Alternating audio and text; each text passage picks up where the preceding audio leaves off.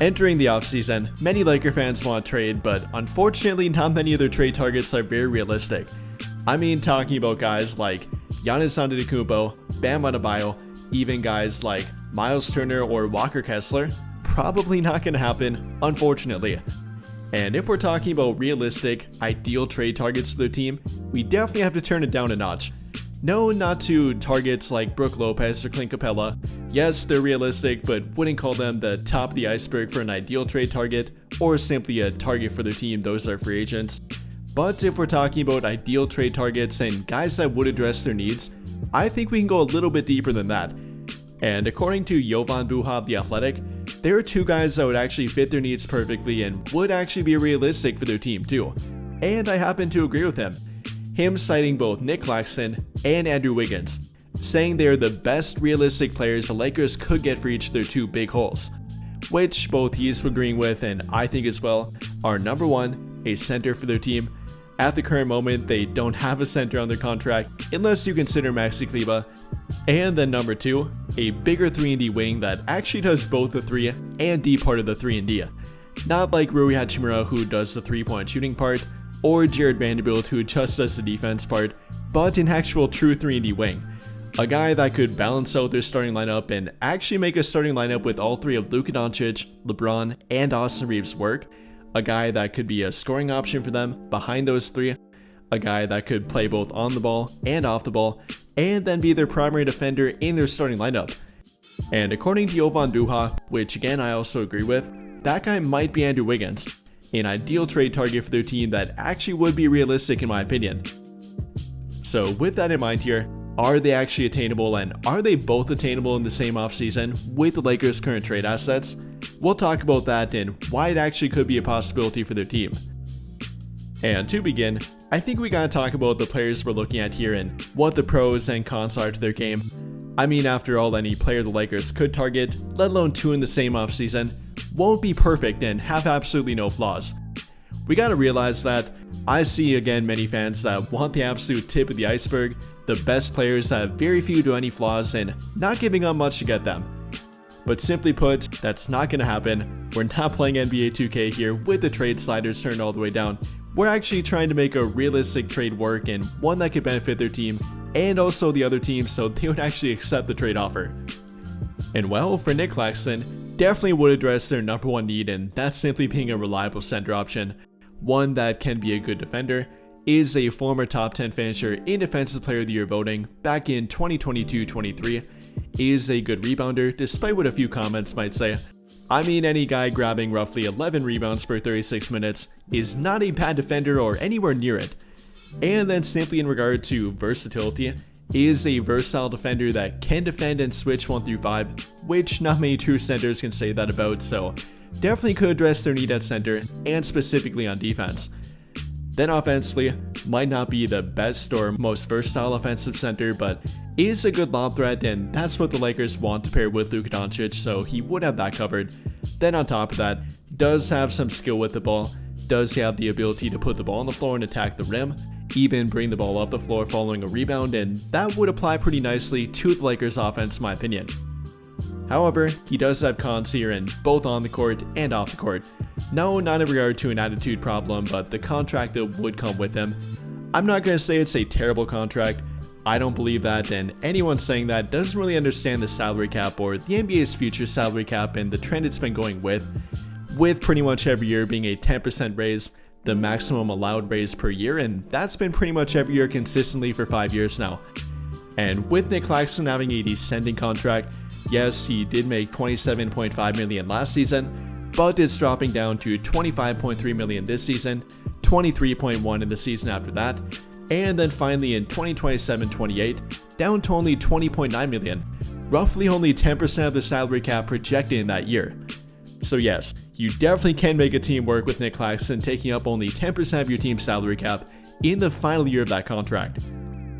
Although I still would call it a minor problem, not in regard to how much money he makes per year, but more so about what it would take to get him through a trade and make the money work in a trade for Nic Claxton. With the Lakers, that would mean trading either both Maxi Kleber and Gabe Vincent, or then having to trade either Jared Vanderbilt or Rui Hachimura, which they either don't want to do, or the Nets don't want to take back in a trade in regard to Jared Vanderbilt.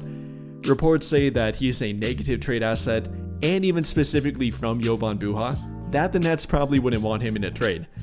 So that's one problem. Then add in, I guess, the free throw shooting with him. Also another problem with him, I will admit that, is not a good free throw shooter. You know, he won't have a problem defensively in the fourth quarter, but he might have a problem with free throw shooting in the fourth quarter. So that is one thing to point out with him. Again, I think you shouldn't point out every flaw and simply take that and run with it. Gotta factor in both the pros and cons, and I think the pros do outweigh the cons with Nic Claxton, but there definitely are some cons with him as well.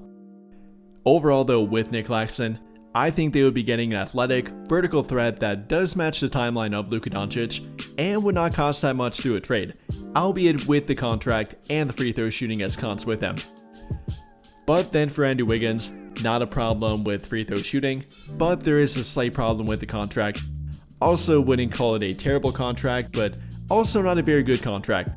Next season, he is set to make roughly $28.2 million, then with an additional year after that one, roughly $30 million in that season. And for Andrew Wiggins, I'm not sure he's quite worth that amount. Definitely is a talented player and is a true 3-and-D option, coming off a season of averaging 18 points per game, 4.5 rebounds per game, roughly 3 assists per game, 1 steal per game, shooting 45% from the field and 37.4% from 3, has become a very reliable 3-point shooting option, roughly 38% dating back to 2020-2021, has filled a primary 3-and-D option role on a championship caliber team with Golden State, is still a very capable player and could still fill that role for a team in my opinion. So I think he'd be a good trade option, but the contract is not the greatest, and there is some downside in regard to age, I guess. Isn't an old player by any means, but not as young as Nic Claxton. Is 30 compared to Claxton being 26. Not exactly on the timeline of Luka Doncic. Kind of in the middle between Luka Doncic and LeBron's timeline. Wiggins probably having roughly 2 to 4 years left in his prime. 2 on the more positive side, 4 on the more optimistic side, but somewhere in that timeline. And to make it work in a trade for him, it also would cost quite a bit. Definitely more than it would cost for Nic Claxton, which really isn't that much in my opinion.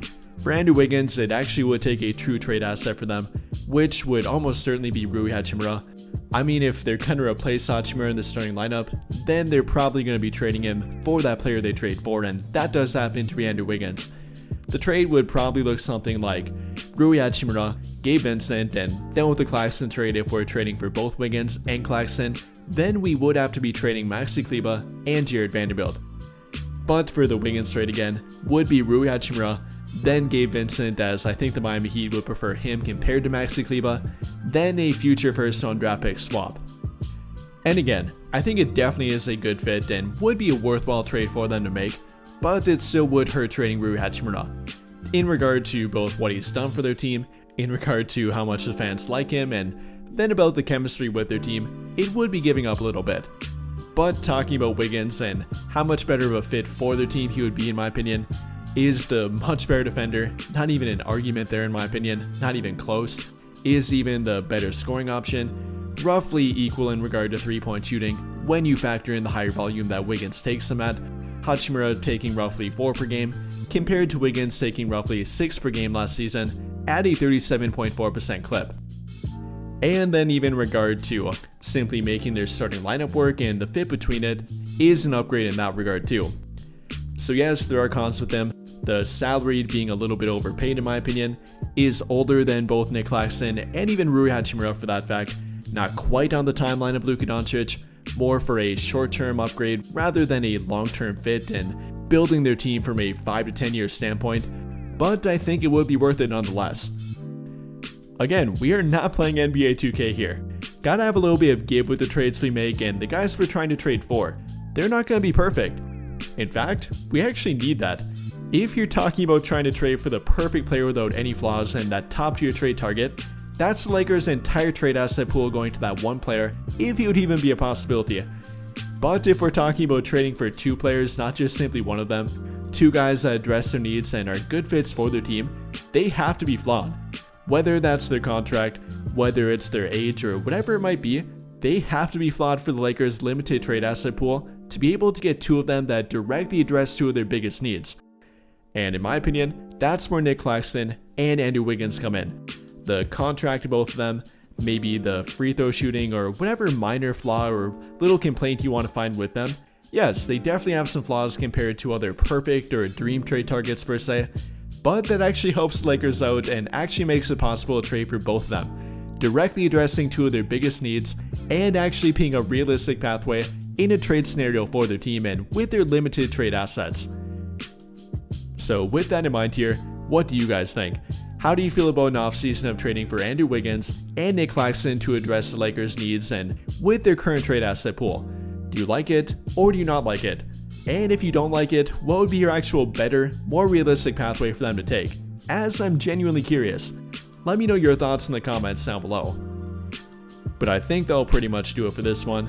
And if you enjoyed the video, then I'll greatly appreciate it if you dropped a like, subscribe to the channel if you have not already, and hit that notification bell to never miss out when I upload a video. But as always, thank you for watching and have a great day or night.